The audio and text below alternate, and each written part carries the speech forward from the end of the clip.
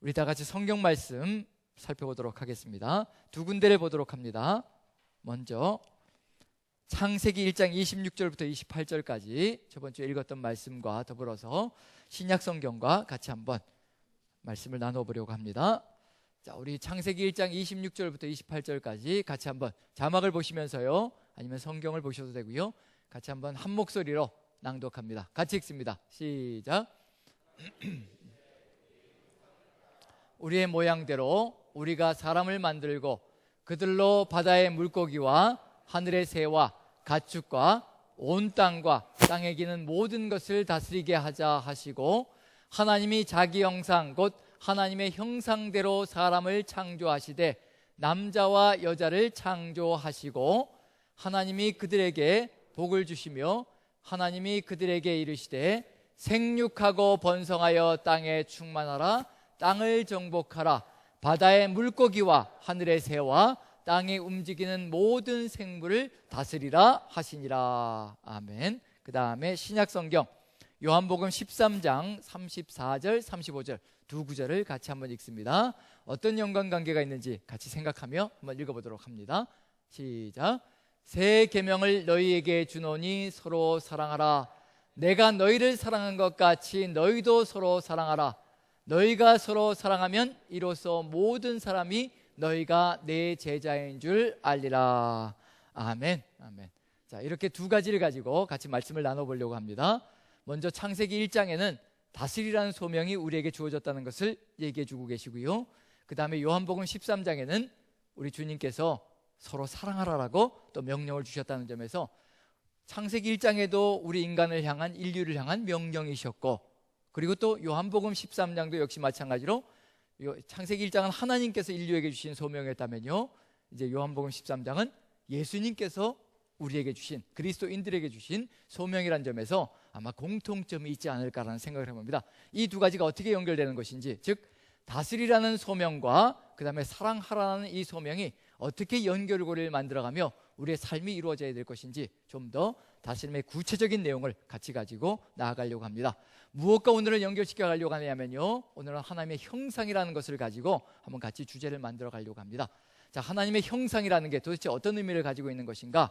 그래서 지금 우리의 삶 속에서도 우리가 어떤 형상으로 나가야 될 것인가, 그런 것들을 한번 고민해 봐야 될 터인데요, 하나님의 형상이라는 것과 무엇은 뗄래야 뗄 수 없는 관계냐면요, 다스리라는 것과는 뗄래야 뗄 수 없는 관계가 있습니다. 왜냐하면 인간을 하나님의 형상으로 만들어 놓으시고 그 다음에 하나님께서 말씀하시길 이제 이 형상을 이루어가는 과정이 바로 우리가 올바른 다스림의 길을 걸어가는 것이라, 그래서 형상으로 만드시고 그 다음에 다스리라는 명령을 주셨다는 점에서 분명히 하나님의 형상과 우리의 다스림은 떨어질래야 떨어질 수 없는 상관관계를 가지고 있을 것이라는 것을 분명히 인식해 볼 수가 있다는 겁니다. 그럼 형상이라는 게 도대체 무엇일까? 하나님의 형상이라는 게 분명히 무엇은 의미하지 않을 것이라는 걸 느껴볼 수 있냐면요, 우리의 겉모습은 아닐 것이라는 것을 느껴볼 수가 있습니다. 하나님의 형상이 우리의 겉모습과 똑같은 모습일 것이다 라고 추측해서는 안 된다는 의미가 들어가 있는 거죠. 왜냐하면 우리는 지금 이 인류, 즉 지구상에는요, 수많은 인종들이 살고 있습니다. 각자의 인종들, 각 인종들마다요, 만약에 하나님의 형상이 우리를 닮았다고 얘기한다면 도대체 어떤 인종을 따라가야 될 것인가, 그게 이제 묘연해지는 거죠. 만약에 어떤 특정한 인종이 하나님의 형상을 닮았다고 얘기하면 아마 그 인종이 뭐라고 얘기할 거냐면요, 우리가 이 땅을 지배할 수 있는 권리를 가지고 있다. 왜냐하면 우리가 하나님의 형상을 닮았으니까. 자, 흑인일 것이냐, 백인일 것이냐, 황인종일 것이냐, 이런 것들을 통해서 분명히 하나님의 형상이라고 얘기할 때 겉모습은 아닐 것이라고 추정해 볼 수가 있습니다. 만약에 겉모습이라고 한다면요, 이런 그림들이, 이런 사진들이 아마 정통성을 가지지 않을까라는 생각을 해봅니다. 왜냐하면 다양한 예수님의 형상을 그려놓은 상들이 있습니다. 예수님의 모습을 그려놓은 상들이 있어요. 근데 그 상들을 보면 각 인종들마다 각각 다르게 다 예수님의 모습을 그려놓습니다. 그럼 도대체 어느 쪽이 예수님의 형상인가, 진짜 형상인가, 한번 고민해 볼 필요가 있는 거죠. 자, 여러분들 생각하기에는 제가 한 6가지 정도를 보여드릴 겁니다. 6가지 정도. 예수님의 모습이라고 얘기하는 그런 형상을 복원해 놓은 6가지 정도를 보여드릴 터인데, 어느 쪽이 여러분들 생각에는 입맛에 맞는 것인지 한번 살펴보십시오. 그러면 이제 예수님의 형상이 정말 우리가 생각하는 그런 형상인가, 하나님의 형상이 정말 그런 형상인가 라는 한번 생각해 봐야 될 필요가 있는 거죠. 자, 그림을 한번 보여드립니다. 자, 6가지 정도 보여드렸는데요. 자, 맨 처음에 나와 있는 것부터 시작해서 위에 3가지가 있고요, 밑에 3가지가 있습니다. 자, 맨 위에 있는 거, 제가 보기에는 왼쪽인데 여러분들 보기에는 어떤가요? 여러분들 보기에는 오른쪽인가요? 네, 왼쪽인가요? 다 왼쪽이죠? 자, 위쪽에 왼쪽부터, 자, 머리가 아주 이쁘게 이렇게 쭉 내려가고요, 아주 곱게 이렇게 내려가 있죠. 파마한 머리도 저렇게 나오기가 쉽지 않은데 어쨌든 쭉 이렇게 이쁘게 내려가 있습니다. 이런 형상 어떤가요? 예수님의 모습이라고 복원해 놓은 겁니다. 자, 어떤 느낌이 드시나요? 이 모습이 정말 예수님의 모습일까? 예수님은 정통 유대인입니다. 정통 유대인이라는 걸 생각해 보시라는 얘기예요. 이 모습, 지금 왼쪽에 첫 번째로 나와 있는 이 위쪽에 나와 있는 이 모습은 유럽인들이 자기들의 형상이라고 생각하면서 예수님의 모습을 복원해 놓은 겁니다. 이건 유럽인들의 형상이란 얘기예요. 코부터 시작해서 얼굴 모습도요, 그리고 머릿결도요, 이건 유럽인의 모습입니다. 정통 유대인의 모습은 아닙니다. 정말 정통 유대인의 모습으로 예수님의 모습을 복원해 놓은 게 어떤 거냐면요, 바로 두 번째, 위쪽에 두 번째입니다. 유대인의 모습이고요, 거기에 덧붙여서 유대인의 머리는 굉장히 짧고 곱슬거립니다. 그래서 터프하고요, 그런 모습이 들어가 있는 거죠. 자, 만약에 위쪽에 가운데 들어있는 모습이 예수님의 모습이다, 여러분들 따라가고 싶은 마음이 드시나요, 안 드시나요? 벌써 이제 웃음이 나오기 시작하죠. 저런 모습이시면 아무리 아름다운 말로 설교를 하셔도 따라가고 싶은 마음이 들지 않을 거란, 근데 이게 실제 모습이거든요. 유대인들의 실제 정통 유대인들의 모습입니다.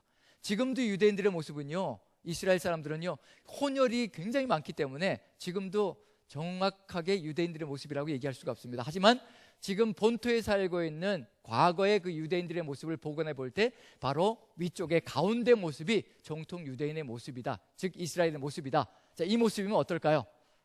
벌써 이제 거부 반응이 느껴지기 시작하죠. 아니, 옆쪽 왼쪽에 첫 번째 모습이면 따라가고 싶은 마음이 절실하게 드는데 가운데 모습은 좀 그렇다. 그래가지고 만들어 놓은 게 뭐냐면요, 이게 유럽인들과 유대인들의 모습을 이게 서로 믹스해가지고 섞어가지고 그래서 만들어낸 게 바로 맨 끝에 있는 위쪽에 있는 왼쪽의 모습, 오른쪽의 모습입니다. 어떤가요? 조금 가운데보다는 조금 덜하고 좀 첫 번째보다는 좀 거룩한 모습이 좀 덜하지만 그럼에도 불구하고 눈빛이 살아있고 얼굴 형상도 괜찮고, 그래서 그 모습은 뭐냐면 유럽과 유대인을 믹스해 놓은, 이렇게 혼합시켜 놓은 그런 모습이라고 볼 수가 있습니다. 이렇게 해서 사람들 하나씩 만들어냅니다. 그 다음에 맨 밑에 보면요, 밑에 보시면, 밑에서 왼쪽 보시면 어떤가요? 흑인들은 예수님의 모습을 어떤 형태로 복원하느냐면요, 자신들과 같은 흑인이라고 그리고 있습니다. 제가 유학생활 할 때 깜짝 놀랐던 게 뭐냐면요, 흑인 교회에 참석한 적이 몇 번 있었습니다. 흑인 교회, 이제 흑인들만 모이는 교회, 보통 이렇게 구별이 되더라고요. 보니까 백인들만 모이는 교회들이 있고 흑인들만 모이는 교회가 있더라고요. 그래서 흑인들이 모이는 교회에 갔는데 달력을 봤어요. 그 교회 가서 달력을 봤는데요, 깜짝 놀란 게 뭐냐면요, 그 달력에 예수님이 이렇게 아이들을 모아놓고 이렇게 말씀을 전하는 모습인데 예수님의 모습도 흑인의 모습이고요, 모여있는 아이들의 모습도 전부 다 흑인이에요. 그래서 그런 걸 보면서 인종적으로 인종들마다 저렇게 예수님의 모습과 예수님을 따르는 사람들의 모습을 저렇게 복원해 놓는구나, 그런 생각이 들었습니다. 그 모습이고요. 그 다음에 가운데, 아랫부분의 가운데 예수님을 어떻게 복원해 놓은 건가요? 예수님이 갓을 쓰시고요, 그 다음에 제자들도 갓을 쓰고 있어요. 그렇죠? 베드로인데, 분명히 예수님이고 베드로인데 어떻게 복원해 놨냐면 갓을 쓰신 예수님이고 갓을 쓴 제자들의 모습을 보여주고 있습니다. 이건 뭐냐면 충분히 어느 민족을 형상화하고 있는 거냐면 어느 민족인가요? 우리 민족의 눈으로 볼 때는 예수님도 어떤 분이냐면 우리 한국 동양인과 같은 모습이다라고 얘기를 하고 있는 중입니다. 그런 모습으로 복원해 놓고요. 그 다음에 맨 아래 맨 오른쪽 보면 이게 바로 수의, 예수님을 덮었던 수의라고 얘기하는 것, 그건 이제 제가 보기에는 이게 진짜인지 가짜인지는 정확하게 알 수 없지만 제가 보기에는 아닌 것 같아요. 자, 수의, 예수님을 실제 예수님께서 십자가에 돌아가셨을 때 무덤에 수의로 가려놓았던 그 수의의 형상이 만들어져 있다는 겁니다. 부활하시면서 그 형상이 찍혔을 것이라고 생각하는데 그 형상이 들어가 있는데 그 형상을 복원해 보니까 이런 모습이더라. 근데 유대인의 모습은 아닙니다. 정통 이스라엘 사람의 모습은 아닌 거죠. 유럽인의 모습이 그대로 들어가면 머리카락도 벌써 길게 늘어져 있지요. 이건 유대인의 모습이 아니고, 그러니까 이스라엘의 모습이 아니고 바로 유럽인들의 모습이라는 점에서 아마 이 수인은 진짜가 아니라 가짜일 것이라고 추정되어집니다. 제 느낌엔 그렇습니다. 어쨌든 이렇게 다양한 모습으로 무엇을 복원해 놓냐면요, 예수님의 모습을 복원했습니다. 어떤 것이 진짜인가라고 얘기할 때 아무도 그걸 진짜라고 얘기할 수 있는 것이 없습니다. 만약에 정말로요 예수님의 실제 모습이 중요한 것이었다면요, 분명히 복음서 한 권은요 예수님의 모습에 대해서 설명해 놓은 복음서가 있었을 겁니다. 그런데 어떤 복음서도 예수님의 겉모습에 대해서 이야기하고 있는 복음서는 없습니다. 그런 점에서 본다면 예수님의 겉모습은 전혀 중요한 것이 아니라는 것. 그래서 저는 교회마다 이렇게 걸어놓은 것들이 있더라고요. 예수님의 모습이라고 해서 초상을 걸어놓은 것이 있는데 저는 그건 믿지 않습니다. 따라가지도 않고요, 그건 바라보지도 않으려고 합니다.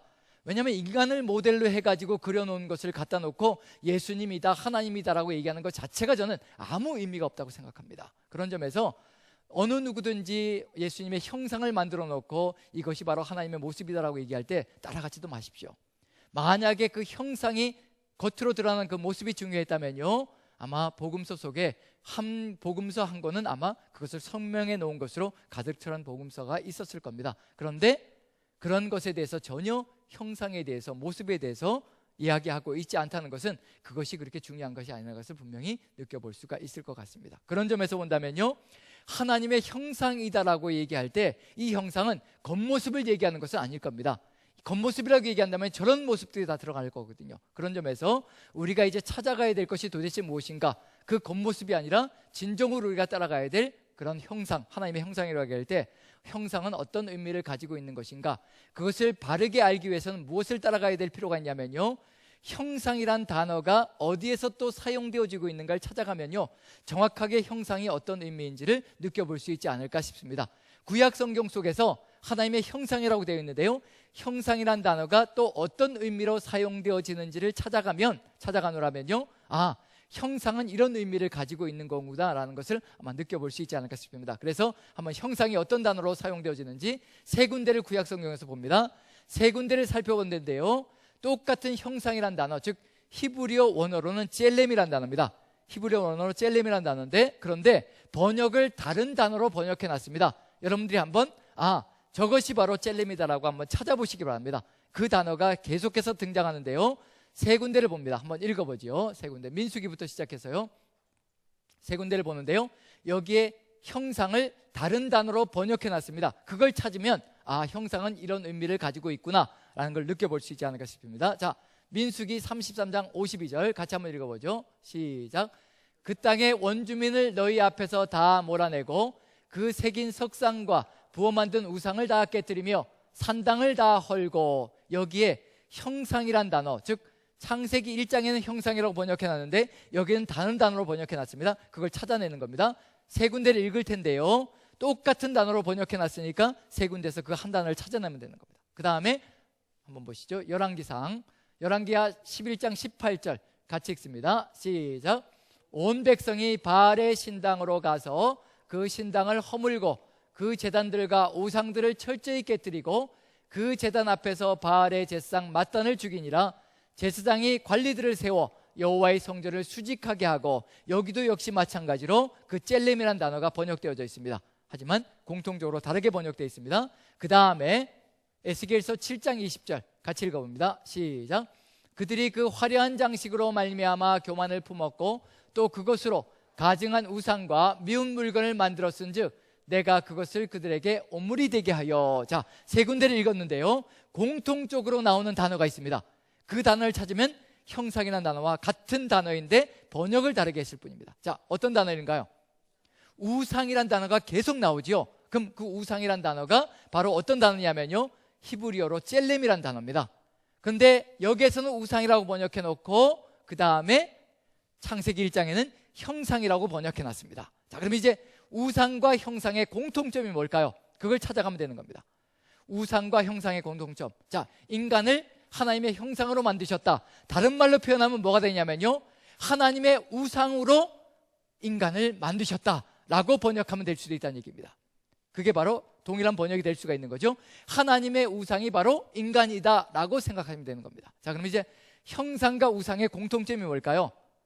우리 시대를 살펴보면 과거에는, 우리나라에도 과거에는요, 어떤 일이 있었냐면요, 각 마을마다 무엇을 세워놓았었냐면요, 마을에 들어가는 입구에다가 형상을 세워놨습니다. 우상을 세워놓은 거예요. 그게 뭐냐면 장승이죠. 장승. 마을 입구마다 장승을 세워서요, 그 장승이 바로 그것을 관할하게 만드는 겁니다. 그래서 천하대장군, 남자 장승은 천하대장군, 여자 장승은 지하여장군 해가지고 우뚝 세워놨습니다. 그 장승을 세우는 목표를 보면 의미를 알 수가 있습니다. 하나님의 형상이 어떤 의미인지. 자, 장승을 세우는 목표는 뭐냐면요, 이 장승들이 어디를 관할한다는 얘기인가요? 바로 그 마을 전체를 관할하고 있다는 것을 표현하고 있는 중입니다. 즉, 이 장승이 세워진 것은 이 장승이 바로 그 지역을 관할하고 있다는 것을 의미하는 겁니다. 그런 점에서 본다면, 자, 우상이 세워져 있다. 그 우상이 세워져 있는 것은 누가 통치권을 미치고 있다는 얘기냐면요, 그 우상이 통치권을 미치고 있다는 얘기를 하고 있는 중입니다. 그런데 인간이 무엇이라고 얘기하고 있나요? 인간이 하나님께서 세워놓으신 무엇이라고 얘기하는 거예요? 하나님의 형상이라고 얘기하는 겁니다. 하나님의 상이라고 얘기하는 거예요. 하나님을 곳곳에다 인간을 세워놓으시고요, 하나님의 상이다라고, 즉 하나님의 우상이다라고, 하나님의 형상이다라고 얘기하는 겁니다. 이 세상의 그 어떤 피조물도요, 하나님의 형상이라고 부름받는 존재는 아무것도 없습니다. 오직 인간만이 어떤 존재냐면요, 하나님의 형상으로, 하나님의 상으로 지어진 존재라는 겁니다. 그럼 결국 누구의 모습을 보여줘야 될 존재라는 것을 얘기하고 있는 중인가요? 인간이요. 인간이 서 있는 곳마다 누구의 모습이 증거되어져야 된다는 얘기인가요? 하나님의 모습이 증거되어져야 된다는 것이 바로 하나님의 형상이라는 존재의 의미라는 겁니다. 즉, 하나님께서 인간을 세워놓은 곳마다 누구의 역사가, 누구의 형상이 드러나기를 간절히 소망하시냐면요, 하나님의 역사와 하나님의 상이, 하나님의 모습이 드러나기를 간절히 소망하시는 것이 바로 하나님의 뜻 속에 들어가 있습니다. 즉, 무슨 얘기냐면요, 우리가 서 있는 곳마다 인간의 모습이 드러나는 것이 아니라 하나님의 모습이 드러나야 된다는 것을 분명히 보여주고 있는 중입니다. 그게 바로 뭐가 되냐면요, 인간이 곳곳에 세워져서 다스리라는 명령을 받은 것과 같은 의미라는 겁니다. 우리가 다스리는데 누가 다스리는 것처럼 해야 된다는 얘기인가요? 하나님께서 다스리는 것처럼 하나님의 역사가 드러나게 만들어가는 것이 바로 우리가 서 있는 소명이라는 것을 분명히 보여주고 있는 중입니다. 즉, 무슨 얘기냐면요, 하나님의 형상이 서 있는 곳마다 하나님의 역사가 드러나야 되고 하나님의 다스리심이 드러나야 된다는 것을 분명히 보여주고 있는 중입니다. 자, 그래서 저번 주에 저희가 말씀을 나눴죠.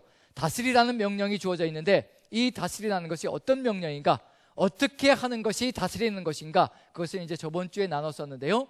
어떻게 하는 것이 다스리는 것인가? 그래서 찾아가 보니까 생육하고 번성하고 땅에 충만하고 땅을 정복하고 그 다음에 다스리라는 것인데, 그걸 찾아가다 보니까 결국 마지막 순간에 여호수아서에서 다스리라는 것이 무엇인지 분명히 드러나는데, 그게 뭐냐면 결국은 하나님의 율법 따라서 살아가는 것이, 즉 하나님의 법을 따라 살아가는 것, 하나님의 말씀 따라 살아가는 것이 결국 최고의 다스림이더라, 그런 결론이 나타났거든요. 그럼 결국은 다스린다는 것은 무슨 의미냐면요, 하나님의 법을 따라서, 하나님의 율법을 따라서 다스리는 것이라. 그런데 이 율법 따라 다스리는 것, 즉 하나님의 율법 속에 뭐가 들어가 있다는 얘기냐면요, 하나님의 형상을 드러내는 원칙이 들어가 있다는 것을 분명히 보여주고 있는 중입니다. 그 얘기는 무슨 얘기냐면요, 하나님의 말씀 따라서 우리가 다스려 나갈 때 하나님의 형상으로서의 역할을 바르게 담당하는 것이고, 우리가 하나님의 말씀대로 그대로 살아나갈 때 하나님의 형상이 이 땅 위에 드러나는 것이라는 것, 즉 하나님의 성품이 드러나고 하나님의 역사가 드러난다는 것을 분명히 보여주고 있는 중입니다. 자, 그 중에서 이제 한 가지를 뽑아서요, 자, 율법대로 살아가는데 우리가 율법대로 살아가는 구체적인 삶의 길이 무엇인가, 그걸 분명하게 알아야 우리의 삶 속에서 그걸 실현시켜 나갈 수가 있겠죠. 그래서 율법 속에서 중요한 것 한 가지를, 정말 율법의 핵심이 무엇인지를 뽑아서 우리가 그것을 그대로 이루어 나간다면 하나님의 형상으로서의 역할을 감당해 나갈 것이라는 거, 그걸 한번 살펴볼 수 있을 것 같습니다. 자, 율법을 예수님께서 두 가지로 추격시켜 놓았습니다. 구약 성경에 나와 있는 율법이 613가지라고 얘기합니다. 창세기부터 시작해서요 말라기까지 쭉 나타나는 그 구약 성경 속에 율법, 하나님께서 이렇게 하라라고, 이렇게 하지 말라라고 명령을 주신 것이 613가지가 들어가 있다고 합니다. 그 613가지를요 십계명은 10가지로 축약시켜 놓았습니다. 그런데 10가지도 많기 때문에 예수님께서 이 10가지를, 613가지가 10가지가 되었고요, 이 10가지를 단 2가지로 축약시켜 놓았습니다. 이렇게만 살아가면 구약 성경의 모든 율법을 다 이루어내는 것이라, 그래서 바르게 다스리는 삶을 이 두 가지만 실현시켜 나가면 되는 것이라. 왜냐하면 줄여줄수록 좋잖아요. 숫자가 줄어들수록 우리가 편리해지는 것이기 때문에. 그래서 두 가지로 예수님께서 율법을 줄였습니다. 그게 뭘까요? 그렇죠. 하나님 사랑과 이웃 사랑. 좋습니다. 감사합니다. 그래서 마태복음 22장을 같이 한번 읽어보죠. 이렇게 두 가지로 추각시켜 놓으셨습니다. 같이 한번 읽어보죠. 같이 시작. 그 중에 한 율법사가 예수를 시험하여 묻되 선생님, 율법 중에서 어느 계명이 크니까? 예수께서 이르시되 내 마음을 다하고 목숨을 다하고 뜻을 다하여 주 너의 하나님을 사랑하라 하셨으니 이것이 크고 첫째 되는 계명이요 둘째도 그와 같으니 내 이웃을 내 자신같이 사랑하라 하셨으니 이 두 계명이 온 율법과 선지자의 강령이니라. 자, 몇 가지로 줄여놓으셨나요? 613가지를요 무려 딱 두 가지로. 이렇게만 살아가면 바르게 다스리는 것이라. 이렇게만 살아가라. 그 두 가지를 주셨는데 하나님 사랑과 이웃 사랑입니다. 자, 두 가지보다는 몇 가지가 더 쉬울까요? 두 가지보다는 몇 가지가? 두 가지보다는 한 가지가 더 쉽겠죠. 그래서 바울 사도와 야고보 사도가 이 두 가지를 한 가지로 줄여주었습니다. 얼마나 감사한지요. 이 한 가지만 하면 다 되는 것이라. 율법 전체를 다 이루어가는 것이라. 그걸 얘기하고 있습니다. 그래서 로마서를 한번 봅니다. 로마서부터요 세 군데를 읽을 텐데요, 로마서 13장 8절부터 10절까지 이것만 하면 모든 율법의 완성이라고 얘기합니다. 같이 읽어봅니다. 시작. 사랑의 빚 외에는 아무에게든지 아무 빚도 지지 말라. 남을 사랑하는 자는 율법을 다 이루었느니라. 간음하지 말라, 살인하지 말라, 도둑질하지 말라, 탐내지 말라 한 것과 그 외에 다른 계명이 있을지라도 내 이웃을 내 자신과 같이 사랑하라 하신 그 말씀 가운데 다 들었느니라. 사랑은 이웃에게 악을 행하지 아니하나니 그러므로 사랑은 율법의 완성이니라. 자, 모든 율법의 완성은 어디에서 이루어진다고 얘기하고 있나요? 누구를 사랑하는 것에요?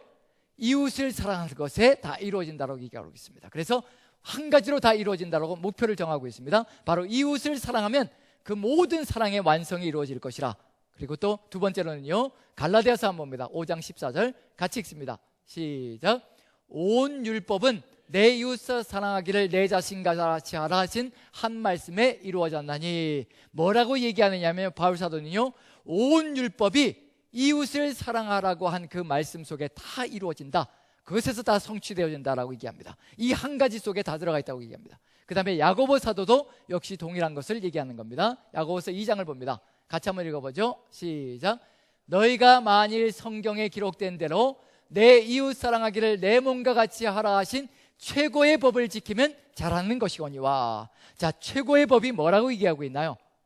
하나님 사랑과 이웃 사랑이 아니라 최고의 법이 뭐라고 얘기하고 있냐면요, 이웃을 사랑하기를 내 몸과 같이 하라 하신 이것을 지켜나가면 최고의 법을 지킨 것이다 라고 얘기하고 있습니다. 그래서 서신서들을 보면요, 로마서도 마찬가지고 갈라디아서도 마찬가지고요, 그 다음에 야고보서도 마찬가지고 무엇이라고 주장하느냐면요, 바로 내 이웃을 내 몸과 같이 사랑하라는 이것을 지키면 모든 율법을 다 성취하는 것이다 라고 얘기를 하고 있습니다. 그러면 우리가 다스리기 위해서 한 가지 해야 될 것이 있다는 얘기가 되는 거죠. 바르게 다스리기 위해서 구약 성경 속에서 이것이 바로 바르게 다스리는 것이라 율법을 성취하는 것이다 라고 얘기했다면, 지금 우리 시대 우리에게 있어서 바로 그 율법을 성취하는 것, 최고로 바르게 다스리는 것, 뭐만 하면 된다는 얘기인가요? 뭐만 이루어가면 되는 거예요? 서로 사랑하는 것, 즉 하나님께서 우리에게 주신 것, 바로 예수님께서 우리에게 주신 것, 서로 사랑하라. 내가 너희를 사랑한 것처럼 너희도 서로 사랑하라. 이 안에 모든 것이 다 들어가 있다라고 얘기하는 것. 여기에 뭐가 들어가 있다는 얘기냐면요, 바로 우리가 다스림의 길을 걸어갈 수 있는 최고의 비결이 들어가 있다는 겁니다. 예수님도 똑같이 말씀하셨습니다. 서로 사랑하라는 거예요. 그러면 뭐가 이루어진다는 얘기냐면요, 내가 너희를 사랑한 것처럼 너희도 서로 사랑하면 모든 사람들이 너희가 내 제자인 줄 알 것이라. 너희가 서로 한 몸같이 서로 사랑하면 이 세상 모든 사람들이 너희가 내 제자인 줄 알 것이라는 겁니다. 하나님의 제자인 줄 알 것이라는 겁니다. 예수님의 제자인 줄 알 것이라고 분명히 얘기하고 있습니다. 예수님께서도 다른 걸 얘기하신 것이 아니라요, 서로 사랑하기만 하라는 겁니다. 그러면 모든 것이 완성되어진다라고 얘기를 하는 겁니다. 그럼 우리가 지금 살아가는 길에서 창세기 1장에 나와 있는 그 다스림의 길을 걸어갈 수 있는 최고의 길, 하나님의 형상을 회복하고 하나님의 다스림의 길을 걸어갈 수 있는 최고의 길은 뭐가 있느냐면요, 바로 우리가 서로 다스리는 그 길 속에서 서로 사랑하는 겁니다. 서로에게 서로의 주장을 이루어가는 것이 서로의 윽박을 질러가면서 왜 내 말을 따라가지 않느냐라고 큰 소리 치는 것이 다스리는 것이 아니라, 그 사람을 나에게 복종시키는 것이 다스리는 것이 아니라 내 이웃을 내 몸같이 사랑하는 그곳 속에 뭐가 들어가 있다는 얘기냐면요, 최고의 다스림이 들어가 있다는 겁니다. 자, 그런데 이게 쉬울까요? 어려울까요? 왜 어려울까요? 왜 어려울까요? 서로 사랑하는 게 왜 어려울까요? 서로 사랑하는 것, 이것이 왜 어려울까? 저는 우리 힘으로 하려고 하기 때문에 어렵다라고 확신합니다. 주님께서 가르쳐 주시는 그 길로 한 길씩 한 길씩 걸어가면 우리가 이 사랑이 얼마나 쉬운 것인지를 느껴볼 수가 있다는 얘기가 되는 거죠. 지금 사랑이 어려운 이유는요, 사랑에 대해서 오해하고 있는 부분이 상당히 많기 때문에 어렵다라고 느낄 때가 참 많습니다. 자, 사랑의 반대말부터 한번 찾아보죠. 그래야 우리가 오해를 벗어버릴 수가 있습니다. 사랑, 분명히 사랑하고 있는데 사랑하지 않는 것으로 오해하고 있을 수가 있습니다. 사랑하고 있거든요. 근데 사랑하지 않는 것처럼 오해하고 있을 수가 있습니다. 무엇과 혼선을 빚기 때문이냐면요, 사랑의 반대말을 가지고 오해하고 있기 때문에, 사랑의 반대 것인데 그것이 사랑인 줄 알고 착각하고 살아가고 있는 거예요. 그러다 보니까 자꾸 내가 사랑하지 않는 것처럼 오해하고 있을 수 있다는 겁니다. 자, 그럼 이제 무엇을 찾아가면 되냐면요, 사랑의 반대말 한번 찾아봅니다. 자, 사랑의 반대가 뭘까요? 사랑의 반대, 사랑의 반대, 미움. 예, 좋습니다. 미움. 자, 그 다음에요, 무관심. 아, 좋습니다. 무관심도 들어가 있고요. 그리고 또요, 미움, 무관심, 그리고 이것밖에 없나요? 이것밖에 해본 적이 없으신가요? 자, 사랑의 반대말, 우리가 흔히 나오는 말이 뭐냐면, 사랑의 반대말 하면 미움, 무관심, 그 다음에 증오, 뭐 이런 것들이 이제 사랑의 반대말로 나오는데, 차라리 이런 반대말들은요 쉽게 이해가 될 수 있거든요. 아, 미움이 뭐고 증오가 뭐고 무관심이 뭔지 아니까 우리가 사랑하지 않는 건 줄 쉽게 이해가 됩니다. 그런데 문제는 뭐냐면요, 이게 사랑인 것처럼 포장하고 있는데 사랑과는 반대인 것이 있습니다. 전 그게 뭐라고 생각하냐면요, 좋아하는 것이라고 생각합니다. 좋아하는 것. 자, 좋아하는 것은 이게 흡사 사랑인 것처럼 포장하고 있는데 이게 사랑과 정반대말이거든요.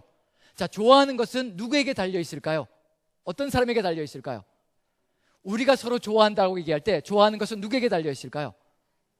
나에게 달려 있나요? 상대방에게 달려 있나요? 상대방이 미운 짓을 하면 내 마음속에 어떤 마음이 들까요?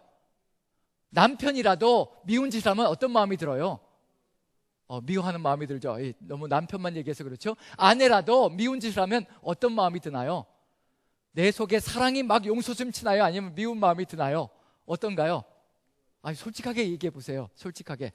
남편이나 아내가 미운 짓을 하면 미운 마음이 드나요? 사랑하는 마음이 막 용솟음치나요? 미운 마음이 들죠. 상대방이 어떤 행동을 취하느냐에 따라서 내 마음속에 생기는 게 좋아하는 감정이라는 겁니다. 좋아하는 것은 감정 노름이라는 얘기거든요. 상대방이 이쁜 짓을 하고 선물을 갖다 안겨주고 그리고 애교를 부리고 이러면 어떻게 될까요? 내 마음속에서 상대방을 향한 좋아하는 마음이 들기 시작합니다. 이건 누구에 의해서 발생되어지는 거냐면요, 상대방이 이쁜 짓을 해야 내 마음속에 좋아하는 감정이 생기거든요. 그래서 수동적입니다. 좋아하는 것은 철저하게 수동적입니다. 그런데 사랑은 절대 그게 아니라는 얘기거든요. 사랑은 상대방에게 달려있는 감정 노름이 절대 아니라는 겁니다. 사랑은 누구에게 달려있냐면요, 내가 하는 겁니다. 사랑은 그럼에도 불구하고 하는 거예요. 아무리 미운 짓을 해도, 아무리 싫은 짓을 해도요, 내 마음속에서 내가 그 사람을 사랑하는 그 주체적인 능동적인 마음이 솟구쳐 올라오는 게 바로 사랑이라는 겁니다. 그래서 좋아하는 것과 사랑하는 것은요 철저하게 반대말이 될 수가 있다는 얘기거든요. 좋아하는 것은 상대방에 의해서 달려져 있고 내 감정이 움직이는 것이고, 수동적이라면요, 상대방에 의해서. 사랑하는 것은 뭐냐면요, 철저하게 나에게 달려 있고요, 그 다음에 감정이 아닙니다. 그 감정을 극복하는 겁니다. 상대방이 아무리 미운 짓을 해도 미운 감정을 다 극복하고 내가 해나가는 겁니다. 그래서 감정이 아니라 그리고 능동적으로 해나가는 것이 되거든요. 그래서 좋아하는 것과 사랑하는 것은 정반대인데 우리가 좋아하기 위해서 자꾸만 혼돈을 빚을 때가 많습니다. 상대방이 자꾸 미워지는 마음이 생기는 거예요. 싫어지는 마음이 생기는 겁니다. 그러다 보니까 내가 사랑하지 않는 건가? 내가 사랑을 하지 않는 건가? 그런 마음이 들어서 자꾸만 마음이 불안해지고 두려워지고 양심의 가책이 느껴질 때가 참 많습니다. 하지만 사랑은 절대 그런 게 아닙니다. 사랑은 우리가 하는 겁니다. 상대방이 어떤 모습을 보여주든지 그럼에도 불구하고 어떤 미운 짓이든지 어떤 싫어하는 짓이든지 어떤 태도든지 내가 아무리 증오스러워하는 것을 펼쳐갈지라도요, 내 마음속에서 생겨나는 것이 사랑이라는 겁니다. 한번 읽어보죠. 그 이름도 유명한 사랑장 고린도전서 13장 4절부터 보시면요, 사랑은 이런 겁니다. 13장 4절부터 7절까지 한번 보면요, 뭐로 시작해서 뭘로 끝난지 한번 보시는 이게 진정한 사랑의 모습입니다. 자, 같이 한번 천천히 읽어보죠. 시작. 사랑은 오래 참고, 사랑은 온유하며, 시기하지 아니하며, 사랑은 자랑하지 아니하며, 교만하지 아니하며, 무례히 행하지 아니하며, 자기의 유익을 구하지 아니하며, 성내지 아니하며, 악한 것을 생각하지 아니하며, 불의를 기뻐하지 아니하며, 진리와 함께 기뻐하고, 모든 것을 참으며, 모든 것을 믿으며, 모든 것을 바라며, 모든 것을 견디느니라. 이게 진정한 사랑입니다. 좋아하는 것은 전혀 개입할 여지가 없습니다. 우리의 감정이 들어갈 여지가 전혀 없습니다. 우리의 감정대로 한다면요, 무례히 행하는 사람을 어떻게 내가 무례히 행치 않고 사랑할 수 있겠냐는 얘기, 절대 할 수 없습니다. 나에게 악을 행하는 자를 어떻게 내가 좋아할 수 있겠냐는 얘기, 절대 좋아할 수 없습니다. 그런데 사랑은 좋아하는 감정 노름이 절대 아니라는 겁니다. 어떻게 나에게 해코지 않은 사람들을 내가 어떻게 좋은 감정을 가지고 갈 수 있다는 얘기예요. 끊임없이 나에게 잔소리를 퍼부어대는 시어머니를 어떻게 내가 좋아할 수 있겠냐는 얘기예요. 그렇게 잔소리를 퍼부어대는데도 어쩌면 그렇게도 말머리를 못 알아먹고 저렇게 귀머거리처럼 살아가는 며느리를 어떻게 좋아할 수 있겠냐는 얘기예요.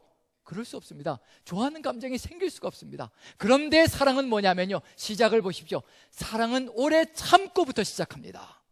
그리고 무엇으로 끝을 맺고 있나요? 사랑은 모든 것을 견디는 것으로 끝을 맺고 있습니다. 이게 사랑이라는 겁니다. 모든 것을 오래 참고요, 그리고 모든 것을 견디는 겁니다. 여러분들이 지금 누군가를 향해서, 어느 누군가를 향해서요, 오래 참고 계시고, 한 번 더 참아보자, 한 번 더 인내해보자, 한 번 더 기다려보자, 그리고 한 번 더 견뎌보자, 그렇게 여러분들이 생각하시며 걸어가시고 계시다면요, 지금 사랑하고 계시는 겁니다. 예수님께서 우리에게요, 감사하게도요, 내가 너희를 좋아한 것처럼 너희도 서로 좋아하라고 얘기하시지 않으시고, 내가 너희를 사랑한 것처럼 너희도 서로 사랑하라고 하셨으니 얼마나 감사합니까? 내 마음속에 미운 짓 하는 사람 좋아하는 감정 절대 생기지 않거든요. 그런데 그런 좋아하라고 하지 않으시고요, 사랑하라고 하셨으니 얼마나 감사합니까? 내가 너희를 사랑한 것처럼 너희도 서로 사랑하라. 내가 너희를 사랑한 것처럼, 너희가 사랑할 자격, 사랑받을 자격이 전혀 없는데도 불구하고, 죄 덩어림에도 불구하고 끊임없이 못난 짓만 하고 미운 짓만 하고 죽을 짓만 하고 있는 너희를 내가 사랑한 것처럼 너희도 그렇게 서로 사랑하면 된다라고 얘기를 합니다. 정말 미운 짓하고 싫은 짓하고 정말 무례히 행하고 악을 행하고 교만하고 시기하고 그리고 자랑하고 그리고 끊임없이 우리 앞에서 뒷말하고 이런 얘기를 하는 사람들까지도 우리가 사랑할 수 있는 비결은 뭐밖에 없느냐면요, 예수님께서 우리를 사랑하신 것처럼 우리도 그와 같이 사랑하는 겁니다. 예수님께서 우리를 사랑하시기 위해서 오래 참으셨던 것처럼, 그리고 우리가 그렇게 무례히 행함에도 불구하고 끝까지 무례히 행치 않으시며 자신의 생명까지 다 내어 던지시고 우리를 참아주시고 인내해 주셨던 그 사랑을 갖고 가는 겁니다. 그리고는 모든 것을 견디는 것으로 끝난다면 우리도 사랑하는 사람이 되어질 수 있고 그 사랑으로 세상을 바꿔갈 수 있는 겁니다. 오래 참고 모든 것을 견뎌보십시오. 그러면 세상이 달라지기 시작할 것이고요, 그 사랑으로 세상을 다스려 나갈 때 세상은 달라지기 시작할 겁니다. 그 다스림이 우리에게 있을 때요, 정말 하나님 나라가 우뚝우뚝 설 수 있는 길이 열려져 갈 수 있다는 겁니다. 그래서 우리에게 이와 같이 다스리자라고 하나님께서 명령을 주시고 우리에게 축복해 주시고 이끌어 주시는 겁니다. 이게 우리 힘으로 가능해질 것인가? 우리 힘으로 안 된다는 것은 우리 자신도 압니다. 우리가 얼마나 이기적이고 개인주의적이고 나 자신밖에 모르는 존재인가는 우리 자신들도 너무나 잘 알고 있습니다. 우리 힘으로는 안 된다는 것을 하나님도 알고 계신다는 얘기고요. 그래서 하나님께서 우리에게 부여해 주시는 게 뭐냐면요, 바로 우리 힘으로 안 되기 때문에 오직 성령이 너희에게 임하시면 너희가 권능을 받고 예루살렘과 온 유대와 사마리아와 땅끝까지로 내 증인이 될 수 있을 것이라. 내 다스림을 가지고 사랑하라는 것을 그대로 이루어갈 수 있는 존재가 될 수 있을 것이라. 누가 임하시면 가능하다는 얘기냐면요, 이와 같이 사셨던 예수 그리스도께서 보혜사 성령으로 우리 안에 내주하시면 그제서야 우리가 이 길을 걸어갈 수가 있습니다. 우리 힘으로는 한순간도 사랑할 수가 없고 우리 힘으로는 한순간도 견딜 수가 없고요, 무례히 행하는 자 한순간도 참아 견뎌낼 수가 없는데, 하지만 주의 성령께서 이 모든 것을 다 이기시고 우리를 용서하시고 우리를 사랑하셨던 그 예수 그리스도께서 우리 가슴 속에, 우리 삶 속에 보혜사 성령으로 내주하시면 우리가 그 일을 분명히 이루어 나갈 수 있다는 겁니다. 그래서 우리에게 말씀해 주시는 게 뭐냐면요, 오직 성령의 열매는 무엇부터 시작하나요? 오직 성령의 열매는 9가지인데 그 오직 성령의 열매는 사랑부터 시작합니다. 성령께서 임하시면요, 최고의 다스림의 길을 걸어갈 수가 있습니다. 사랑이 가장 선두에 서 있다는 것, 이게 가장 바라시는 거거든요. 이것이 바로 성령이 임하시는 역사라는 겁니다. 성령이 임하시는 목적이라는 겁니다. 가장 먼저 성령의 9가지 열매로 선두에 서 있는 것이 바로 사랑이라는 점에서 우리가 이 사랑을 이루어 나갈 때, 이 다스림의 길을 이루어 나갈 수 있는 길, 그게 어디에 있다는 얘기냐면요, 성령께서 우리 안에 내주하실 때 우리가 그 길을 걸어갈 수 있을 것이며, 그 성령의 내주를 통하여서 성령의 9가지 열매가 완전하게 우리의 삶 속에서 이루어질 때, 그때 우리는 최고의 다스림의 역할을 감당하며 하나님의 형상으로서의 역할을 담당하는 존재가 될 수 있을 것이라는 것, 우리의 삶을 통해서 성령의 열매만 분출되어져 나가는 것, 그것이 바로 하나님의 형상이 이루어져 나가는 삶의 길이면서요, 하나님의 형상으로서의 목표를 이루어가는 삶의 길이라는 것을 분명히 보여주고 있는 중입니다. 여러분들이 삶의 역사를 통하여서 창세기 1장에 나와 있는 하나님의 형상을 온전히 회복하여서 그 하나님의 형상으로서의 성령의 역사를 이끌어 나가며 우리의 삶 속에서 그 성령의 역사를 통하여서 성령의 9가지 열매를 풍성하게 맺어가며 승리를 이루어 가시면서 올바른 다짐의 길을 통하여서 이 땅을 하나님의 땅으로 만들어 나가는 귀한 역사의 길을 간절히 축원드립니다. 기도하겠습니다. 사랑의 하나님, 우리의 힘으로 되지 않는 것, 사랑하는 것, 우리의 능력으로 되지 않는 것, 주의 은혜 가운데 거하는 삶만이 이루어갈 수 있는 것, 바로 그것이 사랑이라는 것을 깨닫습니다. 그 사랑은 다른 사랑이 아니라 오직 주님께서 우리를 사랑하신 것처럼 우리도 서로 사랑하며 이 땅을 하나님의 땅으로 바꿔나가는 것, 그것이 바로 우리에게 주어져 있는 최고의 다스림이며 우리가 걸어가야 될 사명의 길이라는 것을 깨닫게 됩니다. 주님 함께하여 주시옵소서. 주의 성령께서 역사하여 주시옵소서. 성령의 역사가 없이는 절대로 우리가 사랑할 수조차 없는 존재임을 고백하오니 주의 성령께서 함께하여 주시어 우리가 사명자임을 깨닫게 도와주시고 하나님의 형상을 이루어가는 존재가 되게 도와주시옵소서. 우리 주님께서 함께 하실 줄 믿고 우리 구주 예수 그리스도 존귀하시는 받들어 감사하며 기도합나이다. 아멘. 아멘.